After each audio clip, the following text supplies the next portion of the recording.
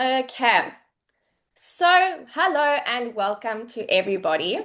My name is 𝗙𝗿𝗄𝗂𝗃𝗻 and I am a South African TEFL trainer, online English teacher, and a fourth-year foundation phase student with a very strong passion for developing confident, capable teachers and students. Today's session is called Assessing What Really Matters.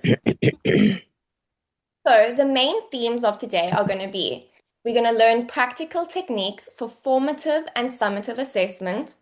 We are going to design CEFR and IELTS-aligned tasks that measure real life skills. And we are going to use quizzes, portfolios, and performance tasks to track learners' progress. So now I want us to start with a simple truth. Most students do not fail because they are incapable. They fail because us as teachers measure the wrong things. In many classrooms today, assessment still means memorizing grammar rules, filling in the blanks, or writing tests that have absolutely nothing to do with real communication. But when our students are asked to sit in an IELTS exam or enter an English-speaking workplace, they are not asked to choose A, B, or C. They are asked to speak, understand, write, and interact. Here is a quick example. I want you to imagine a student who can score 95% on a grammar test about past tense. But when you give them the question, "What did you do this weekend?" they freeze. They can't answer you. This is the problem that we are solving today as teachers. We need to teach and assess in ways that help students actually use English and not just know about English. So today, I'm going to show you how to use assessment in a way that actually improves student performance, aligns with CEFR and IELTS, and helps you become an overall effective teacher. Can you please click slideshow? Unfortunately, then I can't admit the people into the meeting if I click on the slideshow. So then who's ever in is in, and I'm not going to be able to let anyone else in. I'll be able to see it. I understand. It makes sense. No worries. Continue. Please continue. Continue. Okay, perfect. So now we have part one, formative and summative assessments. Okay, so let's start with these two words that every teacher has heard, but I'm sure every teacher doesn't truly understand what it means. Okay, so a formative assessment is assessment for learning, whereas a summative assessment is the assessment of learning. Formative assessment happens while the students are still learning. It tells us what they understand, what they are confused about, and what we still need to teach. Examples of formative assessments include a short quiz. This is used for during or after a lesson to quickly check your learner's understanding. It isn't for marks, but instead it is for feedback. Some examples would be a Google form or a Kahoot quiz, or even a quick true or false thumbs up, thumbs down game. The next we have asking the students to explain something in their own words. This shows that whether the learners actually truly understood the idea and not just memorized it from what you said. The students can explain the rules or instructions in their own words to their partner. Or a fun little activity you can do is to record a short voice note of their friend explaining in their own words. Next, we have our speaking practice, which is an amazing activity for teachers. We can hear the pronunciation, the grammar use, the vocabulary, and the fluency, and the student can receive immediate feedback. Role plays, pair discussions, picture descriptions, and short oral presentations are a great way to practice speaking. I'm just going to ask everybody to just please turn off their microphone. I can hear, I think it's Anna.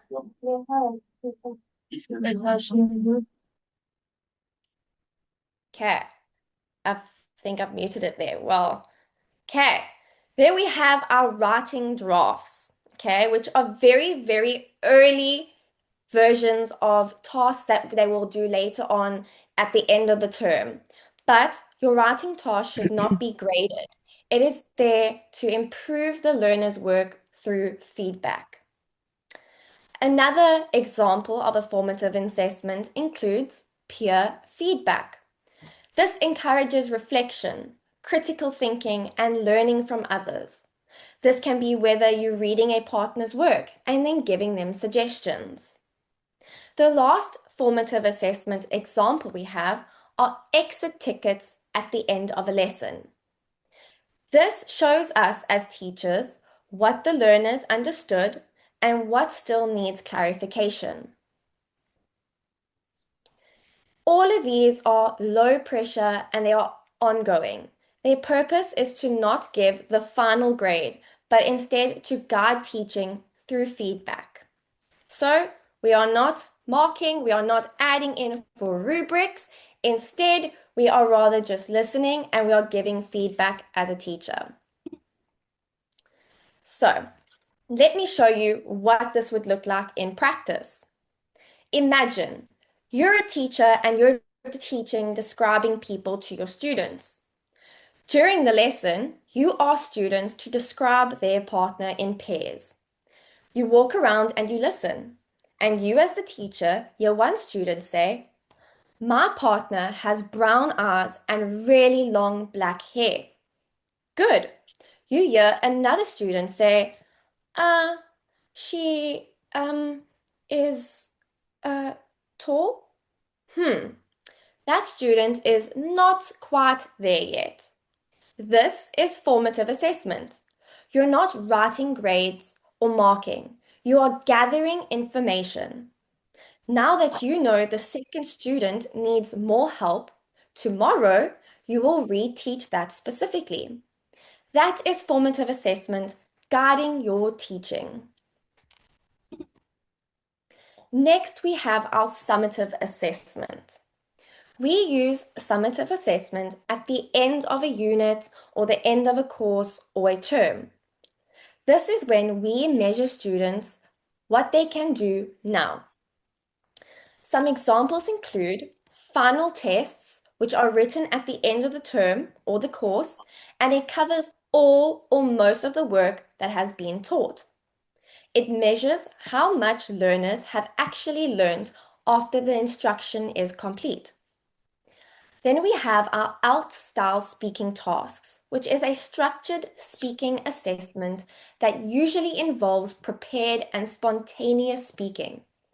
It evaluates a learner's speaking ability against set criteria after learning has taken place. Then we have our written exams, which is another example of a summative assessment. Written exams are formal tests and it assesses our learners' knowledge and skills at the end of a learning period. Then we have our presentations, which are formal oral presentations prepared and presented by learners. And it measures the learner's abilities to organize ideas, speak clearly, and use language effectively. Then we have our end of unit writing tasks. These tasks evaluate learners' writing skills once teaching and practice are complete. Here is the key difference between the two. Formative assessment is like a doctor checking your temperature during treatment, whereas the summative assessment is the final health report at the end. You need both. If you use only summative assessment, it is like only weighing yourself at the end of the year. How will you know that what you're doing was working? How will you know that the diet that you were eating is actually working? You won't. But if you use only formative assessments, students will never get to prove what they've truly mastered. If formative assessment is coaching, then summative assessment is the judging. We need both as teachers and students. Without a formative assessment, we do not know how to help our students and how they can improve. Without a summative assessment, we do not know what they have achieved. So that is the key difference between formative assessment and summative assessment. So without a formative assessment, we won't be able to help our students improve. But without a summative assessment, we will not know what they have achieved at the end of that course or term. Part 2 of tonight's seminar is CEFR and IELTS alignment. Okay, so now we're going to talk about CEFR and IELTS. What is it? You must be sitting there thinking, what are these random words that she is saying? The CEFR is a common European framework of reference for languages. Very, very big, long saying, I know. But it does not measure how much grammar a student knows. It measures what a learner can do with English as a language as a whole. For example, I have an A2 learner that can give me basic information. Then I have a B1 learner that can maybe explain their opinions in short, detailed little descriptions. Then I'll have a B2 learner that can argue and maybe justify their ideas. And then lastly, we have our C1 and C2 learner that can discuss complex topics, they argue and justify their ideas, and they can persuade others. So, this is the CEFR. This is the European framework of the reference of languages. This is how much each student can know, either as a beginner of A, intermediate as B, or advanced for C. IELTS works the same way. This is the International English Language Testing System. It does not test rules. I repeat, it does not test rules. It tests skills. So let me try and break this down very simply for you.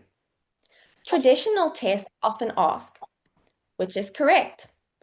I go, I goes, or I going. But IELTS and real life ask, tell me about your daily routine. Do you see the difference? One tests the knowledge and the other one tests the ability. Here is another example. A traditional test, which I'm sure we have all written in the past, often says, circle the correct preposition. I am interested in music. Is it A, at, is it B, in, or is it C, on? An IELTS-aligned assessment would then say, tell me about your hobbies and why you enjoy them. As you can see, both of these tests test the same thing. They test the same language, but the one is about real communication. By answering A, B, or C, that is not real communication. When I am asked to write a paragraph on my hobbies and I can actually explain to you why I enjoy them, then we know I know the language as a whole. I don't remember the basic grammar rules and things like that.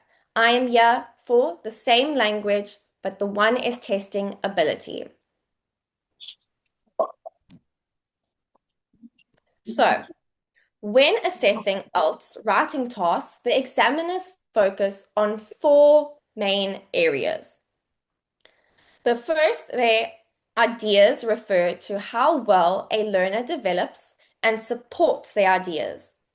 Strong writing shows that clear main ideas with relevant explanations and examples. If your students can write down their ideas, explain and give examples, you know that they are on the right track to learning the English language. Next, we have organization. And this looks at how the writing is structured. The examiner or the teacher will check whether the ideas are logically ordered, if paragraphs are clear, and if linking words are used correctly. Next, for our IELTS writing task, we have vocabulary. Vocabulary assesses the range of words used. How many words are used? What kind of words are used? Are they more beginner friendly? Are they more intermediate? Or is it more at the end of expert? So they are making sure that the words are used correctly and that the learners are acceded to varied vocabulary and avoid repetition. We don't want the same sentence being repeated over and over about their hobbies. We want new words and no repetition at all. Our last one is accuracy, and this focuses on grammar, spelling, and punctuation. There are fewer errors and correct sentence structures, and this results in a higher mark. Next, we have an IELTS speaking test. These assignments are evaluated on how effectively communicating orally. So, can a learner speak without long pauses or hesitation? This is fluency. Then we take a look at clarity. This looks at how easy the speaker is to understand and how the ideas are expressed clearly and logically. Next, we have pronunciation. This assesses how well words are pronounced and whether speech is understandable to a listener. There's no point having a student that can write so much about English, but when it comes to actually speaking the language, they can't pronounce the simple words.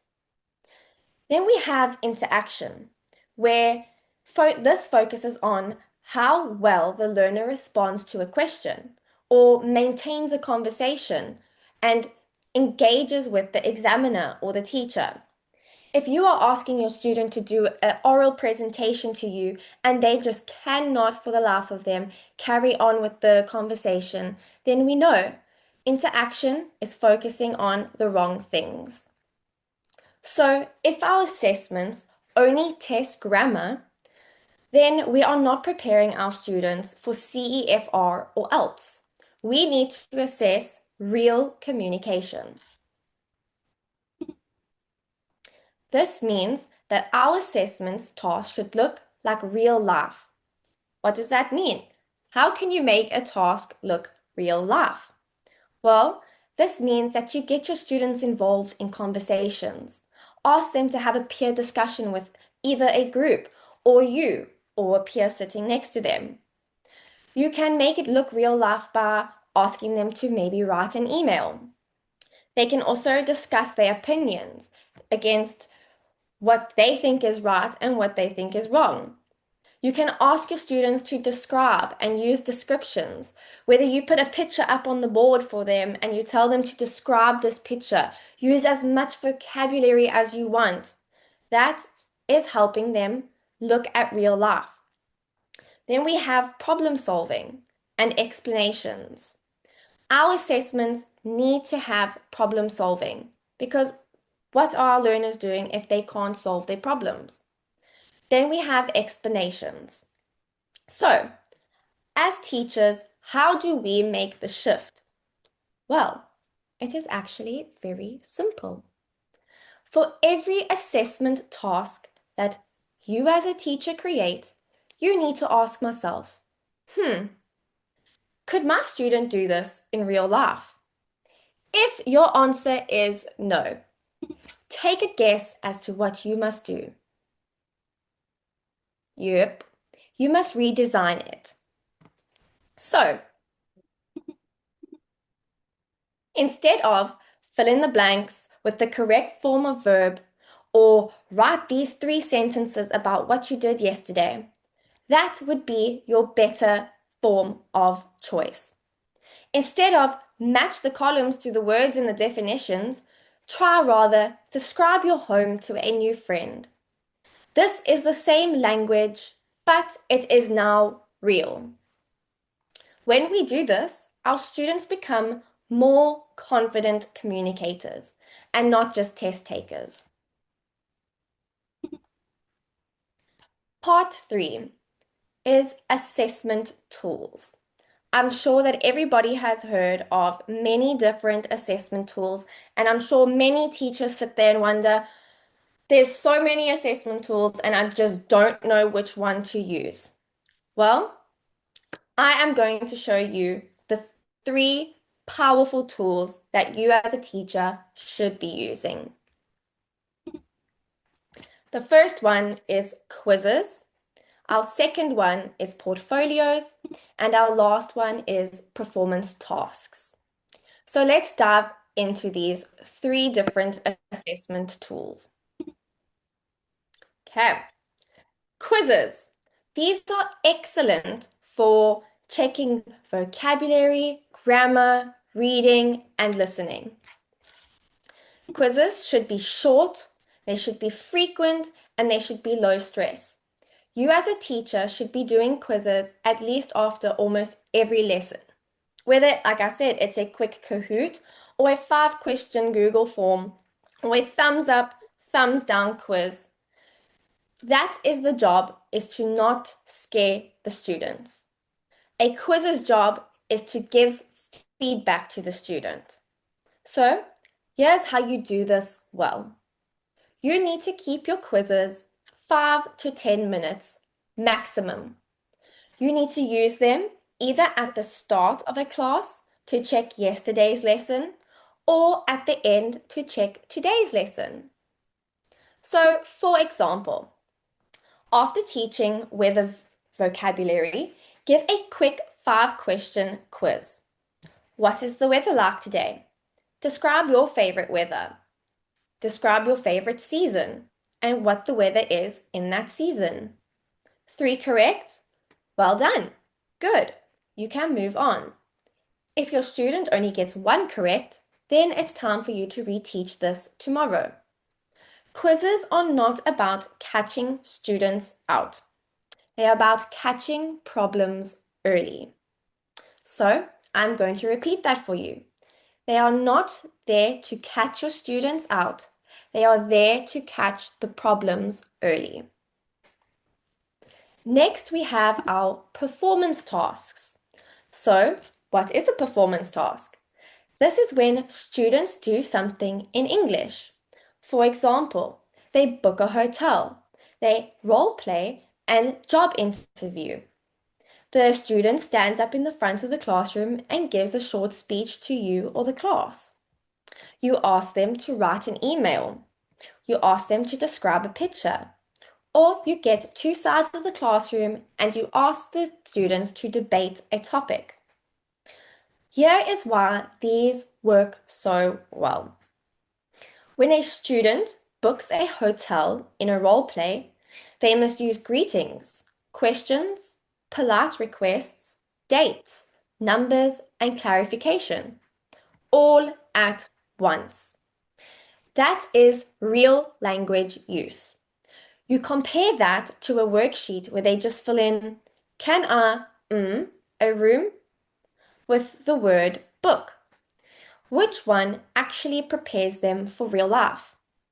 Which one shows you that they can actually really do what you have asked them? These tasks are perfect for CEFR and IELTS because they measure real communication. So let me give you an example. This is a B1 type example. So that is more intermediate students. Okay. The task as a teacher, you ask your class to call their friend and invite them to a party. Your friend is busy, but now you need to negotiate a different time. This can be a simple 2-minute task that can make suggestions, they can agree and disagree, they give reasons, they can use forms to fill in, and conversational skills. One task, multiple different skills. That's when you know it's an efficient assessment. Our last assessment tool that we have is portfolios. A portfolio is a collection of student work over time. This can include writing samples, speaking recordings, project, teacher feedback, art that is drawn, anything to do with that. You collect it in a portfolio. It's basically like an album, a photo album you can think of. So, what do portfolios actually test? Portfolios show growth. They show improvement. They show real ability. They do not just test one test on one bad day. Think of it as, like I said, an entire photo album of learning. It's not just the final picture. It is your whole journey, your student's whole journey. For example, a student's portfolio might include their first writing attempt in September, where there were so many errors. Then you ask them to rewrite something in October, and now you can see that, oh, their work is getting a little bit better. Then you check the final piece that they wrote in December. Now this piece has so much strong writing. This is how you and your students can see progress. If your students see their progress, they feel motivated to do better. When the parents see the portfolios, they then understand the growth that your student or child has been through. When you see it as a teacher, you can identify exactly where the improvement happened and where it didn't. And then you as a teacher can help that student improve to where you know they need to be.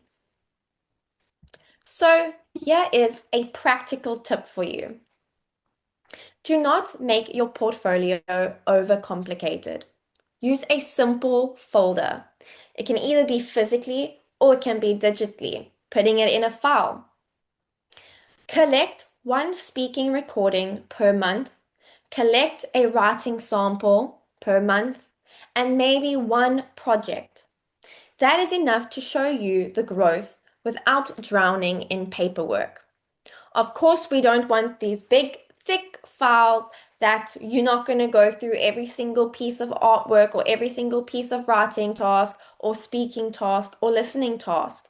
So you need to only put the ones that you think are important and where you can actually test the ability of improvement.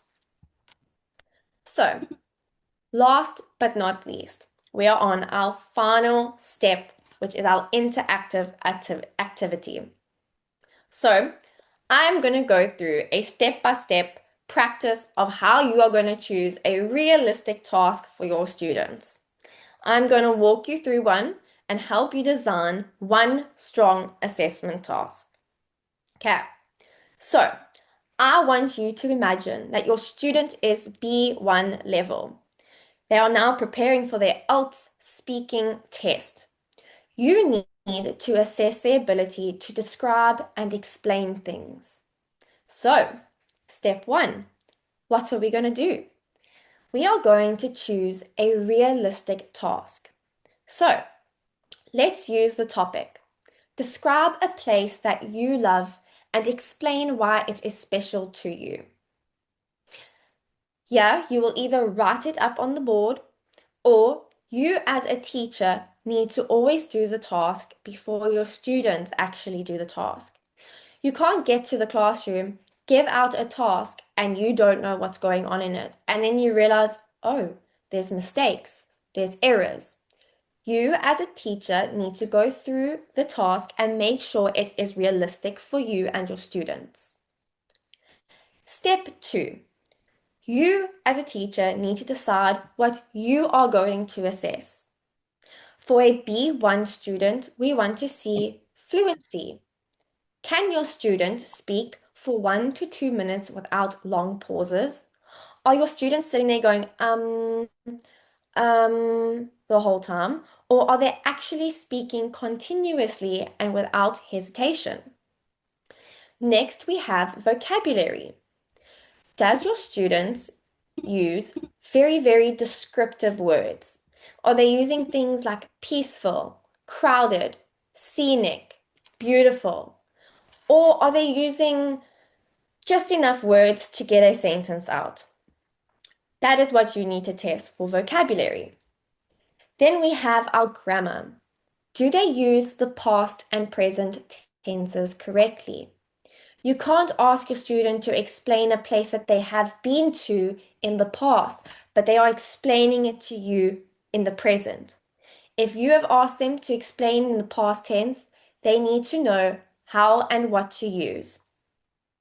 Next, we have organization. Does your student give a clear description and then can reason their description? If they are using it in their own words, you know the student is organized. They can organize their own ideas. They can organize what they think is right and what they think is wrong.